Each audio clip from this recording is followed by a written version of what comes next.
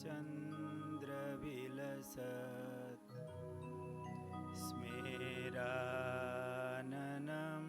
श्रीहरिं तुङ्गे पीठवरे स्थितं परिव्रताम्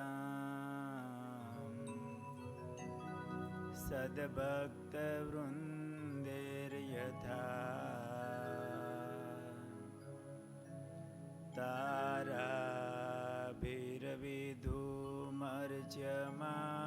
ताराभिर्विधूमर्च्यमानमुरुदा तैश्चन्दनेर्कौसुमेर आरेर्शेखरपङ्क्तिभिश्चरदये शुक्लाम्बरां चिन्तये वर्णिवेशरमणीयदर्शनम् मन्दहासरुचिरा ननाम्बुजम्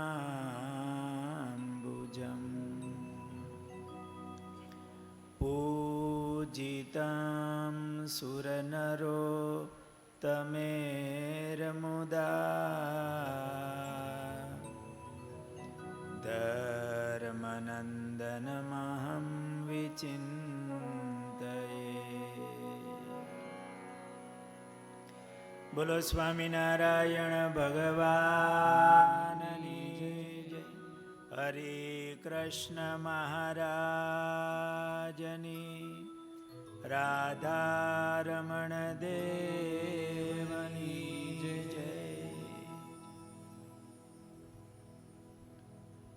ઈષ્ટદેવ ભગવાન સ્વામિનારાયણ વ્યાસાસને બિરાજમાન પૂજ્યપાદ વિવેક સ્વામી,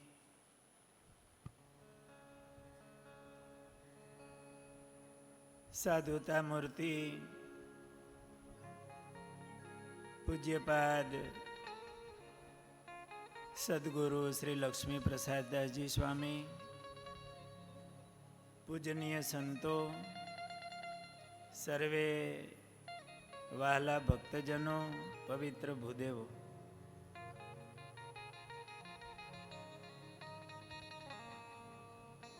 આ પવિત્ર ચૈત્ર માસમાં સર્વ પિતૃઓના કલ્યાણને માટે ભાગવત કથાનો આ મહોત્સવ ચાલી રહ્યો છે. વક્તા શ્રી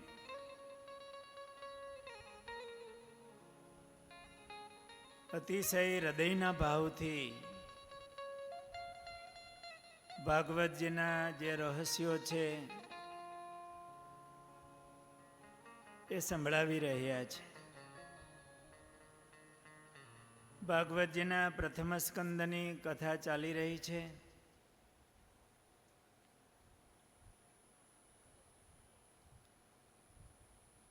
સુંદર કથા ભાગ અત્યારે આવ્યો જે આપણા જીવનમાં સરખામણી કરવા જેવો છે.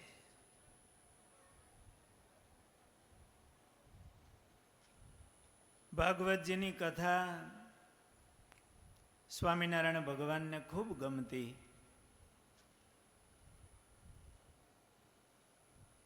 મહારાજે પંચમ સ્કંદ, દસમ સ્કંદને યોગશાસ્ત્ર અને ભક્તિશાસ્ત્ર કહ્યા છે.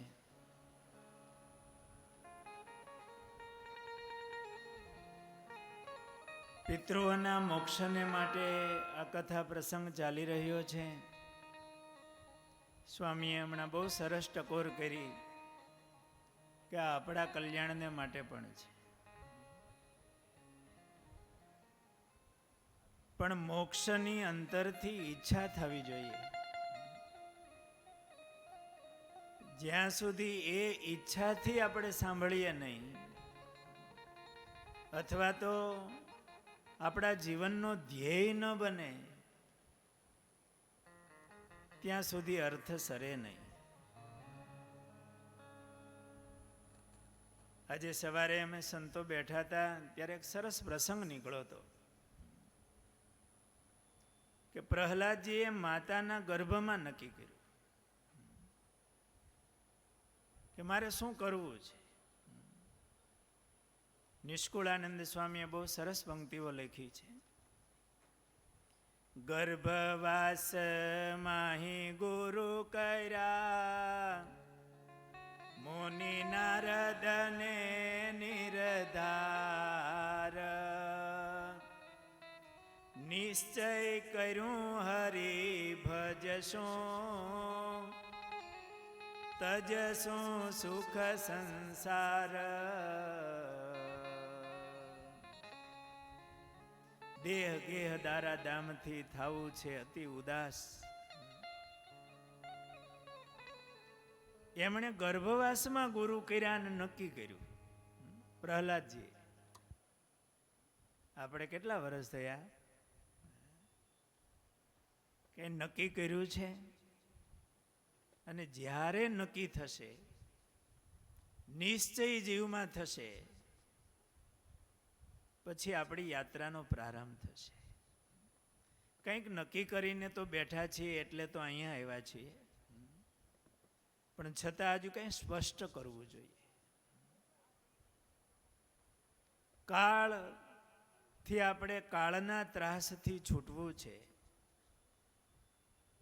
કાળ કર્મ માયાના બંધનથી છૂટવું છે, ભગવત પ્રાપ્તિ કરવી છે, તો એની ઝંખના આપણા જીવમાં જોઈએ. એ જેલ દેખાય ને પછી કામ થાય. થોડા દિવસો પહેલા જ એક ભાઈ તરવડા દર્શન કરવા માટે આવ્યા હતા ઘનશ્યામ મહારાજના. થોડાક દૂરના હતા એટલે મેં કીધું ભાઈ આ બાજુ નીકળાતા કેમ આવવાનું થયું? એમાંના એમની સાથે હતા એ અમારા વિદ્યાર્થી હતા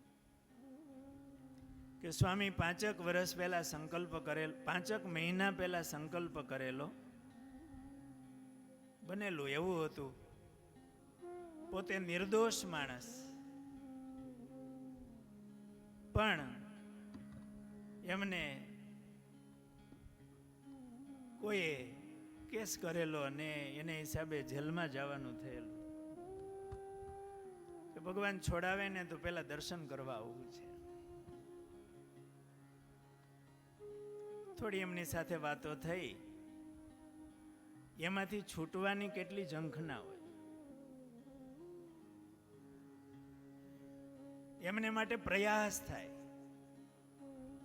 પૈસો ખર્ચાય, કોઈ સારા વકીલની શોધ કરે, કોઈ સમાધાનના પ્રયાસો થાય, ભગવાનને પ્રાર્થના થાય,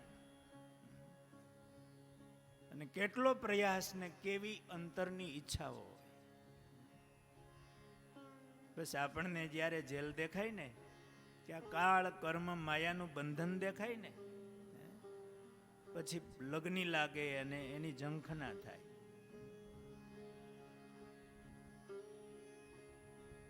અને આપણા ન્યાયાધીશ તો સ્વયં પરમાત્મા છે, બહુ દયાના સાગર છે.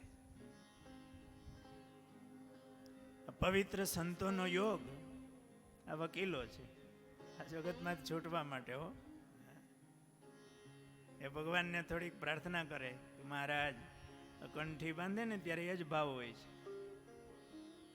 મંત્ર બોલે એમાં એ ભાવ છે. ભગવાનના સાધુ ભગવાનને પ્રાર્થના કરે છે, હે પ્રભુ આ જીવ તમારે શરણે આવ્યો છે, તમે એમની કાળ કર્મ માયા યમના દૂતનો ભય એનાથી તમે મહારાજ એમને મુક્ત કરજો, છોડાવજો, રક્ષા કરજો.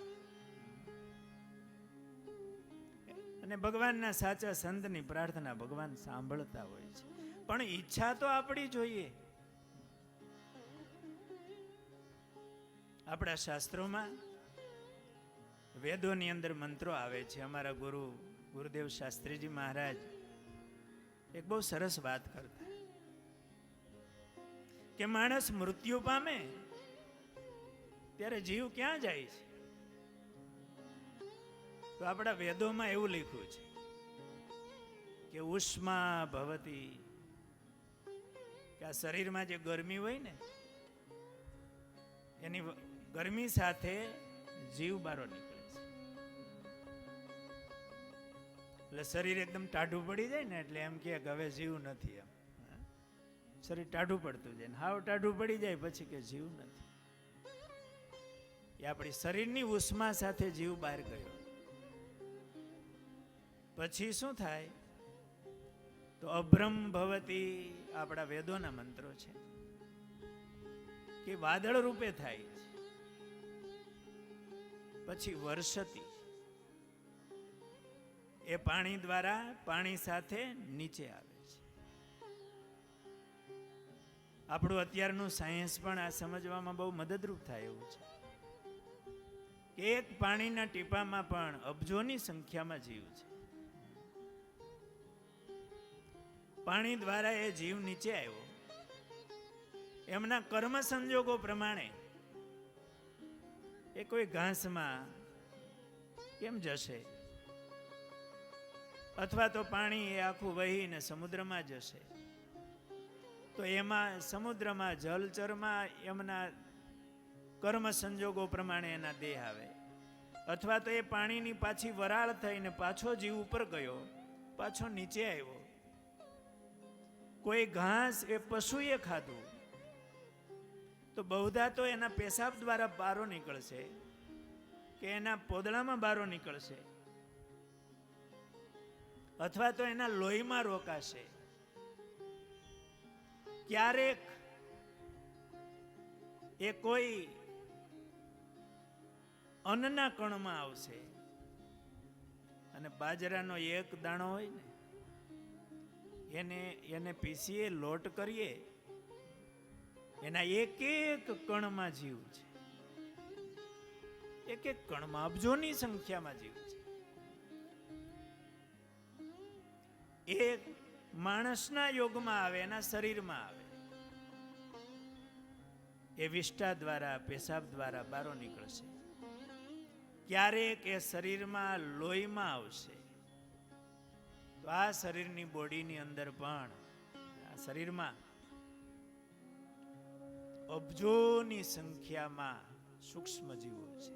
આપણે બ્લડ ટેસ્ટ કરીએ ને, એક ટીપામાં કેટલા એની સંખ્યા ગણે પેલા લેબોરેટરી વાળા કે આટલા આંકડા, આટલા આ છે, આટલી અબજોની સંખ્યામાં રક્તકણ ને શ્વેતકણ ને ઘટા ને વૈધા ને આ બધું આવે. એ બધા જીવ છે. અમુક સમયમાં આખું આપણું શરીર બદલી જાય છે.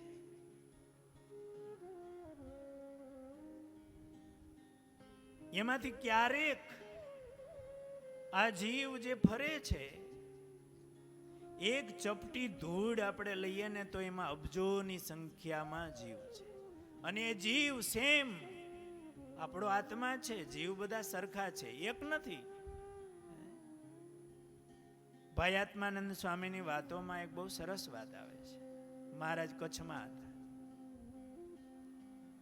કે માતાના ગર્ભમાં જીવ ક્યારે આવે છે એવો પ્રશ્ન સંતોએ પૂછ્યો છે, ચર્ચા નીકળી છે. પછી મહારાજ બહાર સ્નાન કરવા ગયા છે. મહારાજ ઓટા ઉપર બેઠા હતા, આવીને વાત કરી કે અમે આકાશમાં જીવ, આકાશમાં બધો જીવ ભરેલો છે. આપણે એક ચૈતન્યની દ્રષ્ટિએ જોઈએ ને તો આમાં કોઈ વસ્તુ જડ નથી, બધું ચૈતન્યથી ભરેલું છે. પણ એ આપણી આંખથી આપણે જોઈ શકતા નથી. મારો કહેવાનો હાર્દ ત્યાં જાય છે, અનંત અનંત જીવો છે, એનાથી આ ભરેલું છે. માયાના ગર્ભમાં છે, જન્મ મરણના પ્રવાહમાં છે. એમાંથી ક્યારેક કોઈ જીવ એ માનવ શરીરમાં આવે, અનાજ દ્વારા કે કોઈ શાકભાજી ફળ દ્વારા માનવ શરીરમાં એ આવે. એમાંથી ક્યારેક એ વીર્ય રૂપે બને.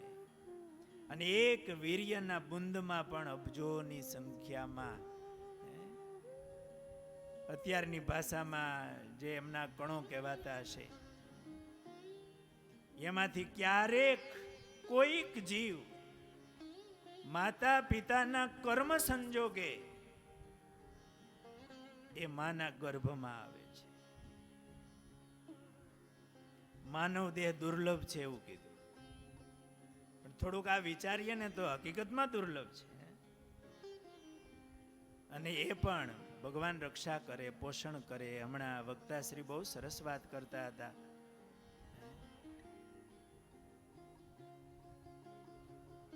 પેલા અસ્વસ્થામાના બ્રહ્માસ્ત્રથી પરીક્ષિતની ભગવાને રક્ષા કરી માના ગર્ભમાં, અને ભગવાન જ જીવાડે છે, એ જ પોષણ કરે છે.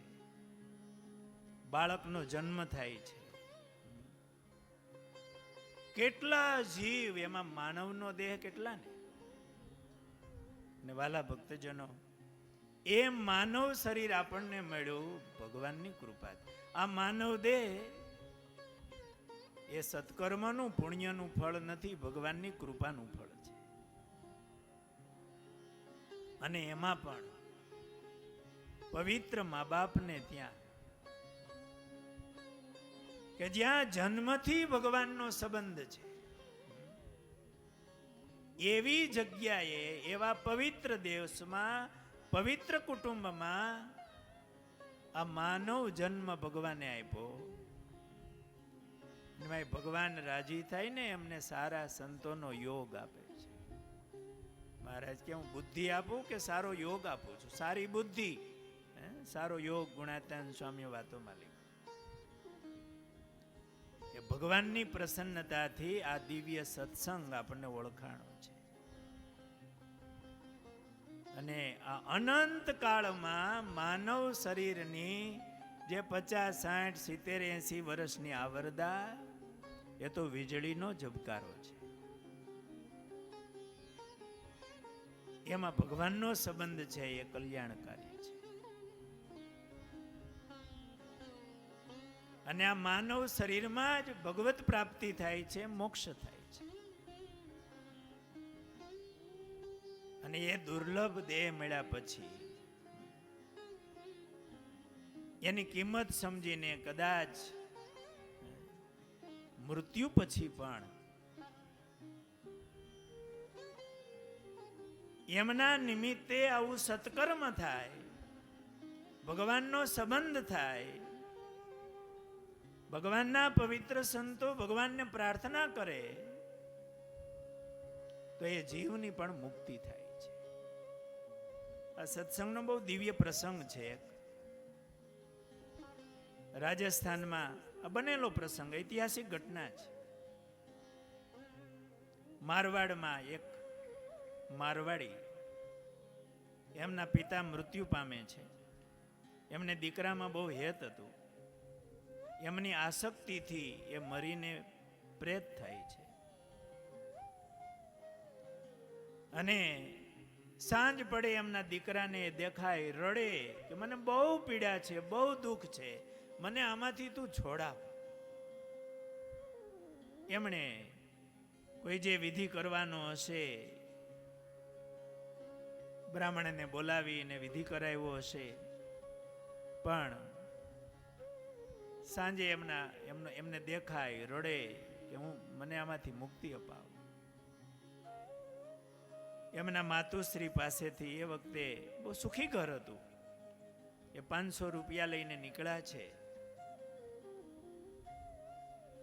કોઈ લૂંટી ન લે. આજથી આ 200-250 વર્ષ, સ્વામિનારાયણ ભગવાન વખતનો આ પ્રસંગ છે. એ પૈસા લઈને થોડા ભગવા લુગડા રંગી અને કોઈ લૂંટી ન લે. એ ઘણા તીર્થોમાં ફરે છે, ઘણી વિધિઓ કરે છે. સારા એ ભારતમાં એમણે યાત્રા કરી છે. સાંજે એનો બાપ રડે દેખાય. એ દીકરાની શ્રદ્ધા, એના પિતાના કલ્યાણ માટેની. એ વખતે કોઈ વાહન નહોતા. બહુ વિચરણ કરીને છેલ્લે એ જુનાગઢ આવે છે. દામોદર કુંડમાં એમણે સ્નાન કર્યું છે.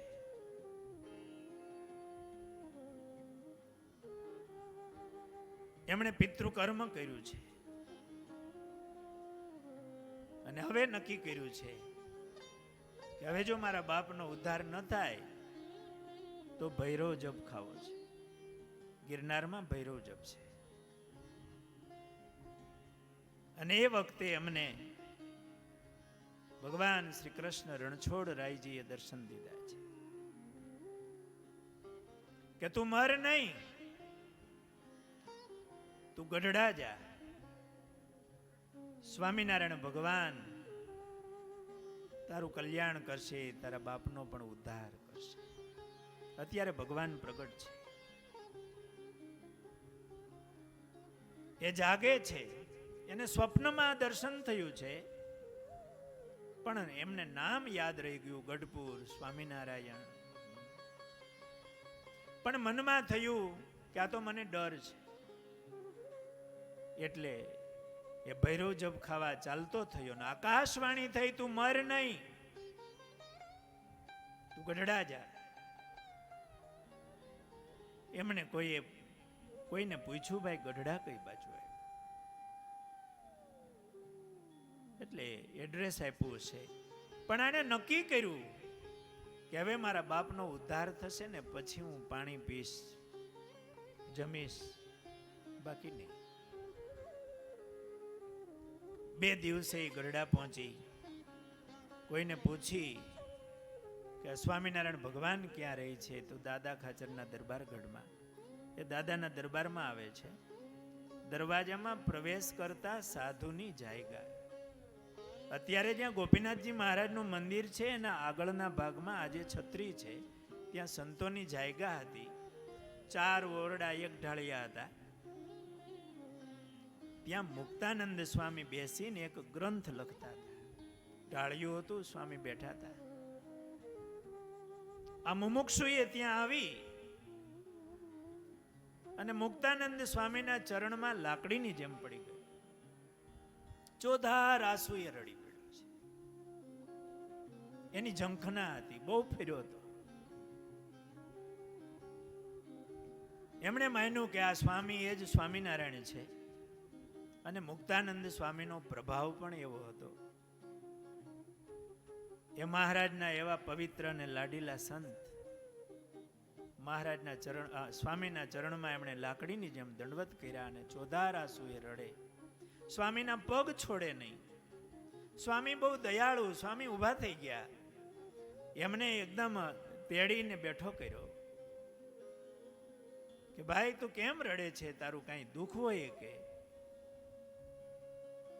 મને આ રીતે દ્વારિકાધીશે દર્શન દઈને તમારી પાસે મોકલો છે, મારું આ દુઃખ છે. સ્વામીએ કીધું, ભાઈ હું સ્વામિનારાયણ નથી, હું તો એનો સાધુ છું. પણ આજે તમે ભાગ્યશાળી છો કે આજે મહારાજ ગઢપુર પધારવાના છે, કારિયાણી બિરાજે છે. એમને આશ્વાસન આપ્યું છે. બપોરના 4 વાગ્યાના સમયે મહારાજ કારિયાણીથી પધાર્યા છે. દાદાના દરબારગઢમાં આવ્યા. ચારેય બાજુથી સૌ દોડ્યા છે. મહારાજની મૂર્તિનો એ પ્રભાવ હતો. મહારાજનું સાનિધ્ય થાય ને ત્યાં વાતાવરણ આખો પલટો લઈ જાય. કોઈ સ્થાનમાં કોઈ એવા અનુભવી ભક્તો હોય, એને ખ્યાલ હોય કે મોટા સંત રહેતા હોય, એ સ્થાનમાં પ્રવેશ કરે ને તો એ હાજર છે કે ગેરહાજર છે એ ખબર પડે કે અત્યારે હાજર છે. અંદર એ દર્શન ન કર્યા હોય તોય ખ્યાલ આવી જાય. આ તો સ્વયં પરમાત્મા. બધા સંતોએ દોડ દીધી, મહારાજ આવ્યા, મહારાજ આવ્યા. મુક્તાનંદ સ્વામી પણ દોડ્યા છે. અને આ મુમુક્ષુ પાછળ હજુ દાદાના દરબારમાં મહારાજ માણકી અસવાર હતા. અને આ મુમુક્ષુએ મહારાજની હજી પેગડામાં પગ હતા, મહારાજના મોજડી મહારાજે પહેરી હતી. અને એમણે મહારાજના ચરણમાં માથું મૂકીને રડી પડ્યો. મહારાજની મોજડી એને ભીની કરી નાખી. ભક્તો, બંધન તો આપણને પણ એવા છે, પણ એ દેખાતા નથી ને એટલે રડવું આવતું નથી. મહારાજની મોજડી ભીની કરી નાખી. મહારાજ મુક્તાનંદ સ્વામી એમણે ચરણ છોડાવ્યા મહારાજના. મહારાજે કીધું, સ્વામી કોણ છે? મહારાજ એક મુમુક્ષુ આવ્યા છે. મહારાજ માણકીએથી નીચે ઉતરી સ્નાન કરવા માટે પધાર્યા છે. સ્નાન કરી મહારાજ ભોજન કરી દાદાના દરબારમાં ઉગમણા ઓરડાની ઓસરીએ ઢોલિયા ઉપર મહારાજ બિરાજમાન થયા. દાદા ખાચર બાજુમાં બેઠા છે. દાદા ખાચર, એનો વિશ્વાસ, એમનો પ્રેમ, જાણે બાપ દીકરો બેઠા હોય.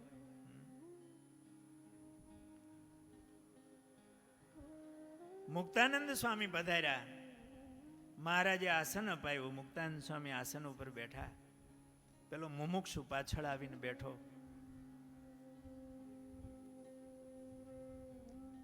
મહારાજે પરિચય પૂછ્યો મુક્તાનંદ સ્વામીને. સ્વામીએ બધી માંડીને વાત કરી.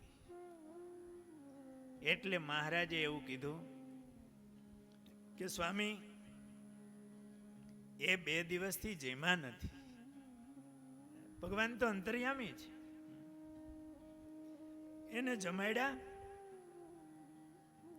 મહારાજે પોતાનો પ્રસાદ મંગાવ્યો. થાળ જમીને આવ્યા હતા ને મહારાજ. અને મહારાજે એમને કીધું, ભાઈ તમે આ ગઢપુરમાં પ્રવેશ કર્યો ને, ગેલામાં સ્નાન કર્યું ને, ત્યારથી તમારા પિતાશ્રીનો તો ઉદ્ધાર થઈ ગયો છે.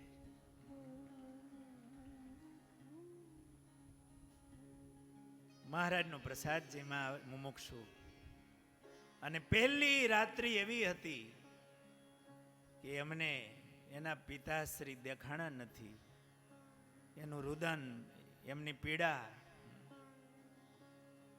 અને એમને થયું કે જરૂર એમનું કલ્યાણ થયું. પછી મુમુક્ષુએ મહારાજને કીધું, પ્રભુ મને તમારી સેવામાં રાખો. મહારાજ કે આ લક્ષ્મીવાડીમાં તમે રહો. આ મોટી બા છે એ તમને જમાડવાની વ્યવસ્થા કરશે. મહારાજની આજ્ઞાથી વાડીમાં સેવામાં રોકાણા. 5 વર્ષ થયા. પછી એ મુમુક્ષુએ ફરીને એકવાર દાદાના દરબારમાં આવી મહારાજને પ્રાર્થના કરી કે મહારાજ મને તમારો સાધુ કરો ને. મહારાજ કે સાધુ શા માટે થવું છે? મહારાજ મને તમારી કથા વાર્તા સંભળાય ને દર્શન થાય. મહારાજે એમને દીક્ષા આપી. શ્વેત વૈકુંઠાનંદ સ્વામી નામ પાડ્યું. મહારાજ ધામમાં ગયા પછી એ શ્વેત વૈકુંઠાનંદ સ્વામી વડતાલમાં રહેતા. અને વડતાલમાં એ ધર્મશાળામાં શ્વેત વૈકુંઠાનંદ સ્વામીનું આસન હતું. ભક્તો, આ કેટલી ઐતિહાસિક વાત છે. ક્યાં એ મુમુક્ષુ કેટલો ફેર્યો છે, પણ ભગવાનનો સંબંધ છે ને એ અતિ મોટી વસ્તુ છે. આ માનવ દેહ મળ્યો, માયાના ગર્ભમાં જીવ ફરે છે. કાળ કર્મ માયાનું બંધન બહુ મોટું છે. અને એનાથી કોઈ છોડાવનારા હોય તો એક પરમ પિતા પરમાત્મા છે. એમનો સંબંધ થાય. અને એ ભગવાન અતિ કરુણા કરીને પૃથ્વી ઉપર પધારે છે. અને ભગવાનની જેને ઓળખાણ થાય, એના સાધુનો સત્સંગ કરીને ભગવાનનો જીવમાં નિશ્ચય થાય અને એનો સંબંધ થાય. જીવ કાળ કર્મ માયાથી છૂટી અને ભગવાનના ધામમાં જાય. અને આ સત્સંગનો તો કેવો પ્રતાપ છે. મહારાજ કે મારો જે આશ્રિત થાય એને અંતકાળે હું તેડવા આવીશ. આ જુનાગઢ દેશ છે, બહુ સંત પ્રધાન દેશ છે. બહુ મોટા મોટા સંતો આ જુનાગઢ દેશમાં થયા. ગુણાતીતાનંદ સ્વામી, સ્વામીની એવું ઘડતર સાધુતાનું, સદગુરુ બાલમુકુદાસ સ્વામી વગેરે મોટા મોટા સંતો. ભક્તો અહીંયા બેઠા છો ને, ક્યારેક એ સંતોના જીવન વાંચો. બહુ એમની ભવ્યતાઓ છે. અને કેવો કેવો પ્રતાપ. મારે કૃષ્ણ સેવાદાસ સ્વામી થયા. ગુણાતીતાનંદ સ્વામીના કૃપા પાત્ર હતા. સ્વામી આ બગસરામાં પણ આવેલા છે. આ દેશમાં સ્વામી ફરતા હતા અને એમાં છેલ્લે સ્વામીને ગોખરવાળા દેશ ફરવાનો વારો હતો. સ્વામી બધા હરિભક્તોને કે હવે જાજુ રોકાશો નહીં, અમારે બહુ ઉતાવળ છે. અત્યારે અમે કહીએ એમ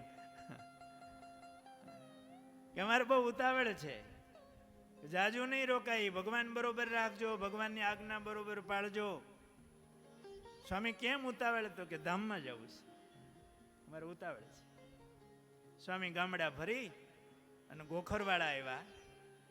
એકાદશીનો ઉત્સવ, હરિભક્તો બધા મંદિરમાં ભેળા થાય, ધૂન કીર્તન કરે. સ્વામીએ કીધું કે આ ગામ છે, આ મંદિર પ્રસાદીનું છે. અહીંયા ગુણાતીતાન સ્વામી, ગોપાળાન સ્વામી, રઘુવીરજી મહારાજ, મોટા મોટા સંતો ભક્તો આવ્યા છે. અહીંયા અમારે ધામમાં જવું છે. અને આ અમાસને દિવસે અમને મહારાજ તેડવા આવશે. અમારું માનજો, અમે મહારાજના મંદિરો બાંધ્યા છે, ગુણાતાન સ્વામીને રાજી કર્યા છે. અને બીજે દિવસે સ્વામી શેત્રુંજી નદીએ નાવા ગયા. 1 કિલોમીટર થાય કે 1.5 કિલોમીટર. નદીમાં સ્નાન કરી 3 વાગે સ્વામી મહારાજની માનસી ધ્યાન વગેરે કર્યા. ભેગા હરજીભાઈ ને એક ધરમસિંહભાઈ પટેલ હરિભક્તો હતા. એમને બોલાવીને કીધું, ઓલો પથ્થર છે ને અહીંયા મૂકો, પાણીના પ્રવાહ પાહો, કે અમારે પરમ દિવસે ધામમાં જવું છે, અમારો અગ્નિ સંસ્કાર અહીંયા કરજો. આ મોટા સંતોની ભાવનાઓ. સ્વામી બહુ પ્રતાપ બતાવીને જતા હતા ને, કે કોઈ મંદિર નો બાંધે પાછું, અને કઈ ડેરવું કરે તોય પાણી આવે ને તાણી જાય બધું, કે અહીંયા મારો અગ્નિ સંસ્કાર કરજો. મારે પગે હમખા ગામમાં આવ્યા મંદિરે. સ્વામી કે અમારે પરમ દિવસે ધામમાં જવું છે, તો કોઈ મિસ્ત્રી છે પાલખી બનાવે એવો? ગોખરવાળામાં તો મિસ્ત્રી બહુ સારા સિંહાસનો બનાવતા. સ્વામી આપણે હરિભગત જ છે, બોલાવ્યા પાલખી બનાવ, અમારે ધામમાં જવું છે. પાલખી બનાવી, સ્વામી બેઠા. સ્વામી કે થોડીક ટૂંકી પડે, પોળી કઈ હરખી. બીજે દિવસે હરિભગત ને આંબા મોકલાય, હરિભગત ને ઉત્સવ કરવો, ધામમાં જવું. ત્યાંના કીર્તન્યા ઉત્સવ્યા હરિભક્તો બહુ સારા છે, આમંત્રણ આપી આવો, કે સવારે ટાઈમસર આવી જાય, અમને 11 વાગે મહારાજ તેડવા આવશે. ત્યાં ઘોડેશ્વર મોકલો અને આમંત્રણ આપી આવ્યા. અહીંયા એક હરિભગતને કે કાલે તારી રસોઈ રાખ શીરાની, અને સીધું હાંજે આપી જાય, જે સવાર મોડું ન થાય. સવારમાં વહેલી રસોઈ કરાવી. હરિભક્તોને કે વહેલા જમીન આવી જાજો. સવારમાં વહેલી રસોઈ થઈ, ઠાકોરજીને થાળ ધરાણો. સ્વામી પણ શીરો જીમા, સંતોને પીરસું. પોતે સ્નાન કરી નવા વસ્ત્રો પહેર્યા. બહારગામ જવું હોય તે નવા પહેરવાના હોય ને, થાપણાના. હવે તો બધું નવું જ છે.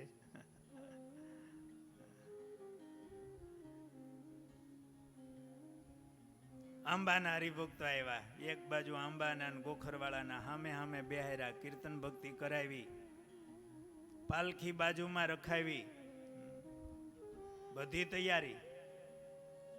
11 વાગ્યા. સ્વામી કે હવે અંધકાળના પદો બોલો, મહારાજ આવી ગયા છે. આ સંતોએ સમય સમયના પદો બનાવ્યા છે. કેવા પ્રાર્થનાના પદો. મુક્તાનંદ સ્વામીની છેલ્લી રચના છે. એ પદ બનાવી અને સ્વામી મહારાજના ધામમાં ગયા છે. અંતકાળે આવી રે સંભાળી લેજો શામળા. મોટા સંતોને આ પ્રાર્થનાના પદો બહુ ગમતા. મહારાજને પ્રાર્થના કરતા હૃદયથી. સ્વામીએ પદ ગવરાયું. સ્વામી કહેવા, સ્વામી કેમ બેઠા હતા ને એ લખ્યું છો, કે આવી રીતે આમ સ્વામી બેઠા હતા, હાથમાં માળા લઈને. બધાને હારે કે મહારાજ આવી ગયા છે. આ આંબાવાળા આગળ હાલજો, ગોખરવાળા વાહે હાલજો, કીર્તન બોલતા બોલતા જજો. બધાને જય સ્વામિનારાયણ કરી અને મહારાજના ધામમાં સ્વામી ગયા. ધન્ય ધન્ય આયવતાર ને રે, એ જોવા રાખી નહીં જોડ, પુરુષોત્તમ પ્રગટી રે. ભક્તો, આ ભગવાનનો પ્રતાપ, આ ભગવાનના સંબંધનો પ્રતાપ છે. આ દુર્લભ જે આપણે વર્ણન કર્યું, એવો માનવનો દેહ આપણા આત્માને મળ્યો. અને એમાં પુરુષોત્તમ નારાયણનો સંબંધ થઈ જાય. મહારાજ કે અમે વ્યાસજીના કરેલા બધા ગ્રંથો સુરત દઈને સાંભળ્યા, એમાં ભગવાનને કરતા હરતા માનવા ને એ કલ્યાણનું કારણ છે. પ્રત્યક્ષ ભગવાનને પ્રત્યક્ષ સંત એનો મહિમા સમજવો એ જીવના કલ્યાણનું કારણ છે. આજે સમજો કે લાખ વર્ષ કેડે સમજો મહારાજ કે આ પુરુષોત્તમ નારાયણ સ્વામિનારાયણ ભગવાન એમનો જે સંબંધ છે એ જીવનું કલ્યાણ કરનારું છે, એ મનુષ્ય જન્મનું ફળ છે. વાલા ભક્તજનો, આપણને એ ભગવાનનો સંબંધ થયો છે. અહીંયા બગસરાવાસી અને આ વિસ્તારના ભક્તો ખૂબ ભાગ્યશાળી છે કે અહીંયા પવિત્ર સંતોનું મંડળ કાયમને માટે રહે છે. મારે પૂજ્ય લક્ષ્મી પ્રસાદદાસજી સ્વામી બહુ સાધુતાની મૂર્તિવાળા સંત છે, પવિત્ર સંત છે. એમનું મંડળ પણ મહારાજની આજ્ઞા પાળનાર અને મહારાજની ભજન કરનારા પવિત્ર સંતો, એમનો કાયમને માટે તમને આ યોગ મળ્યો છે. પૂજ્ય વિવેક સ્વામી એ પણ તપસ્વી સાધુ અને ભગવાનની કથા વાર્તા કરી આપ સૌનું પોષણ કરી રહ્યા છે.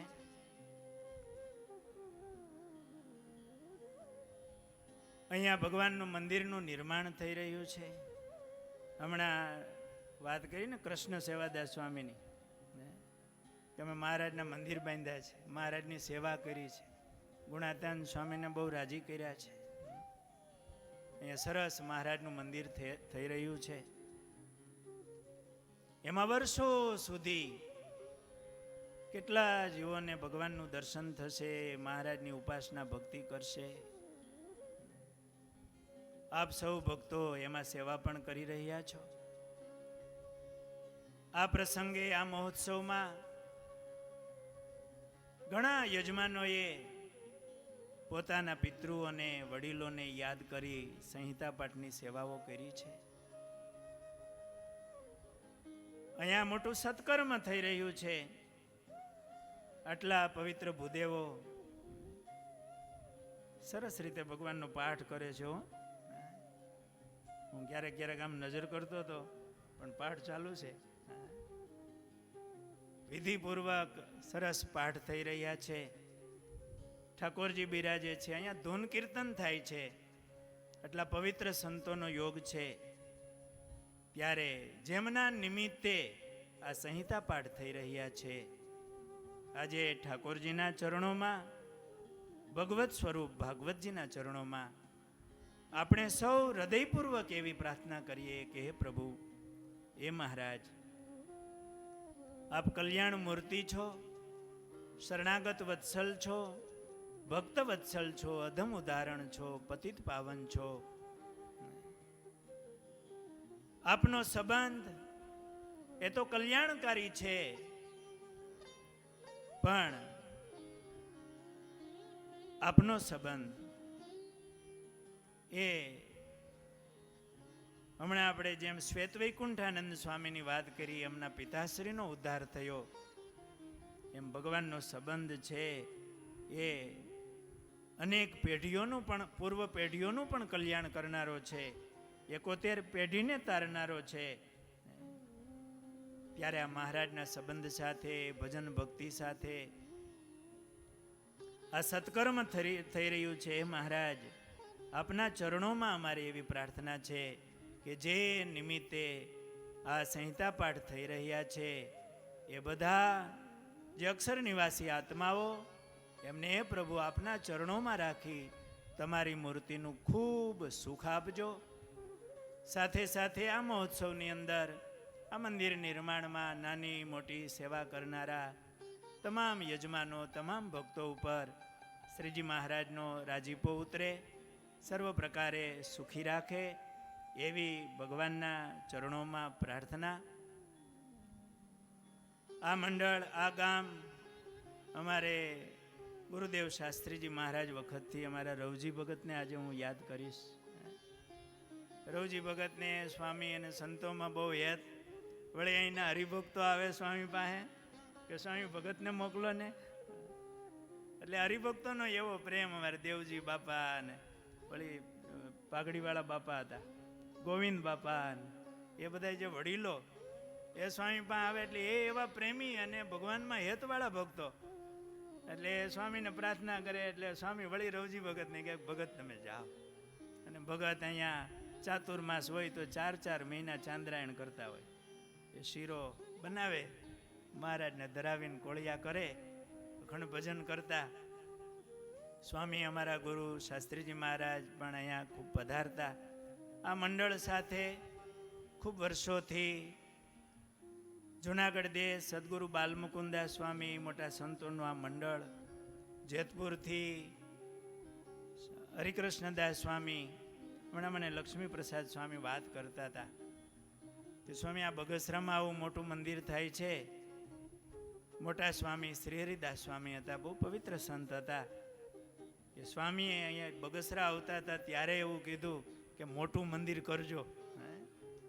અને એવા મોટા પુરુષ એમના સંકલ્પો છે ને ભગવાન પૂરા કરતા હોય છે કોઈના માધ્યમથી. અહીંયા સરસ મહારાજનું મંદિર તૈયાર થઈ રહ્યું છે. અમારે પૂજ્ય વિવેક સ્વામી એ તો અમારા વિદ્યાર્થી છે. અમે જુનાગઢ ગુરુકુલમાં સાથે ભણતા.